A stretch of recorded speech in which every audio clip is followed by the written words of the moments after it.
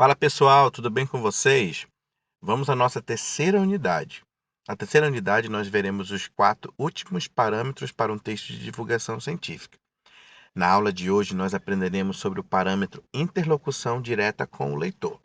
Vamos lá.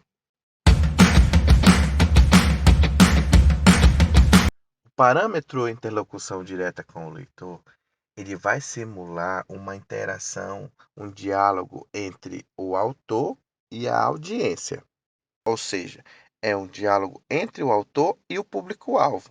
Ele pode ser feito de diversas maneiras, através de perguntas diretas, sugestões, utilizando os pronomes de tratamento que tragam uma interlocução que simule esse diálogo com o leitor, a fim de buscar a sua participação para a interpretação e cativando a sua leitura assim do texto. Ele é utilizado em momentos apropriados para questionar, para despertar o interesse. Na rubrica do parâmetro interlocução direta com o leitor, nós também perceberemos os níveis que distinguem a qualidade dessa interlocução. Um texto de divulgação científica que se enquadre no nível avançado, ele vai apresentar essa intenção de simular um diálogo entre o autor e a audiência. Isso, ele podendo ser feito por meio de perguntas diretas, sugestões, a utilização dos pronomes de tratamento, trazendo essa cativação para a leitura do texto. E neste nível avançado, essa intenção de simular o diálogo, ela é apresentada de forma coesa e coerente, ou seja, ela se apresenta em momentos oportunos para a apresentação dessas perguntas. Ou seja, você consegue perceber que há uma programação, uma preparação para a utilização dessa interlocução. Um texto de divulgação científica no nível médio, ele pode até trazer essa intenção de simular um diálogo, mas as perguntas, os direcionamentos, as sugestões, a utilização do pronome de tratamento, elas não são colocadas de uma forma coesa e coerente com o texto. Elas podem ser colocadas apenas uma vez, ou elas podem ser mal planejadas no decorrer do texto, causando uma quebra na leitura, na coerência e na coesão. Já um texto de divulgação científica que se apresente no nível básico, ou seja, no nível iniciante, ele não traz o uso desses termos e expressões a fim de construir esse diálogo. Então, a falta de proposições que venham trazer essa interlocução, elas podem acarretar num distanciamento, prejudicando assim o melhor alcance da audiência.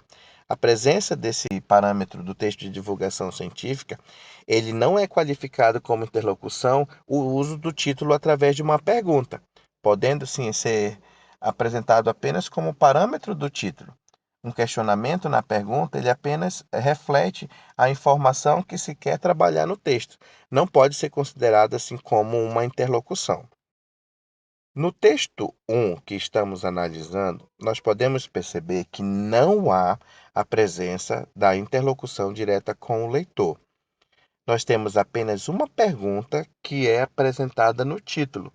Como já vimos anteriormente, ela não se enquadra na utilização desse parâmetro.